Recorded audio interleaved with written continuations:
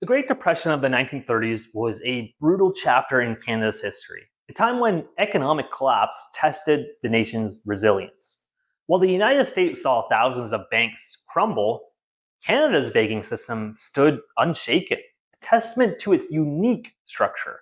But the real estate market told a different story, with skyrocketing mortgage defaults and widespread home losses. In this video, we'll dive deep into why Canada's banks avoided failure, how the mortgage crisis unfolded, and what it meant for homeowners and landlords. I'm Ian Strucker with the Remax Golf League team, and if you're interested in Canada's history, economics, and real estate, you're in the right place. Let's start with the banks. During the Great Depression from 1929 to 1939, the United States faced a banking catastrophe. Over 9,000 banks failed, wiping out savings and fueling economic panic. Canada, however, not a single bank collapsed. So why was Canada so different? It comes down to structure and regulation. In the 1930s, Canada had about 10 major chartered banks, each with hundreds of branches across the country. Unlike the US, with its 20,000 small local banks vulnerable to regional downturns, Canadian banks could spread risk across diverse regions and industries. A farmer's default in Saskatchewan didn't threaten a bank's survival when it had deposits and loans in Ontario or British Columbia. Regulations played a huge role too.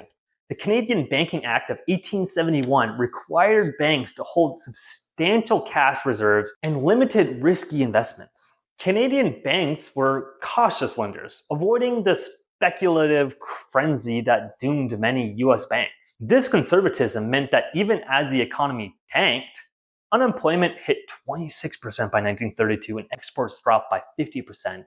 Canadian banks stayed solvent. Depositors didn't face the terror of losing their life savings, and bank runs were rare. This stability was a cornerstone of Canada's ability to weather the Depression, even if it didn't spare the broader economy from pain. But while banks stood strong, the real estate market was reeling. The Great Depression crushed incomes, and for many Canadians, keeping up with mortgage payments became impossible. In Hamilton, Ontario, mortgage default rates soared from roughly 4% in the 1920s to estimated over 14% by 1933.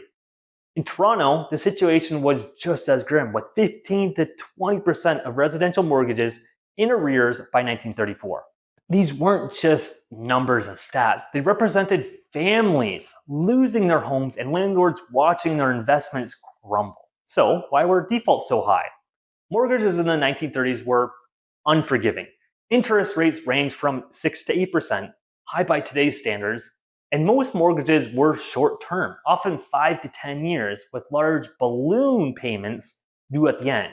When incomes plummeted and unemployment soared, many borrowers couldn't refinance or make payments. Banks, though stable, tightened lending as property values collapsed. Housing prices dropped 21 to 37% nationally between 1929 and 1933.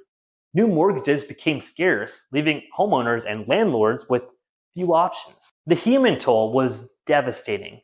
Small landlords who often relied on rental income to cover their own mortgages were hit the hardest. In Hamilton, 26% of landlords lost their properties by 1934, compared to 17% of homeowners. Multi-unit buildings like duplexes or small apartment blocks had a default rate of over 20%, higher than single-family homes. Why?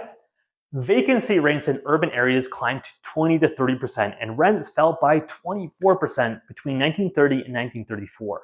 Landlords couldn't collect enough rent to cover their costs, and banks were not lenient. Foreclosures followed months of missed payments. For families, losing a home often meant moving to cheaper rentals, or in some cases, makeshift shelters. The Canadian government did step in to address this crisis. In 1935, the Bank of Canada was created as a central bank to regulate monetary policy and stabilize credit markets. This was a game changer, giving the government tools to manage liquidity and support banks during tough times. The 1935 Dominion Housing Act also aimed to ease the mortgage crisis by offering government-backed loans to stimulate housing construction and provide limited refinancing options. While these measures didn't immediately end the hardship, they laid the groundwork for recovery and showed a growing recognition that government had a role in stabilizing the real estate market. The Great Depression showed Canada's banking system at its strongest, a model of stability that protected savings and avoided collapse. But the real estate market revealed the fragility of home ownership and investment in times of crisis. Skyrocketing mortgage defaults and foreclosures left scars on families and communities, reminding us how deeply economic downturns affect real estate. The government's response, from the Bank of Canada to early housing programs, helped chart a path to recovery and shape Canada's modern financial and real estate landscape. As we navigate today's housing market, these lessons remind us of the importance of resilience and adaptability. Thanks for watching, and don't forget to subscribe for more deep dives into Canada's history, economics, and real estate. I'm Ian Strucker with the RE/MAX Golfi team. See you on the next one.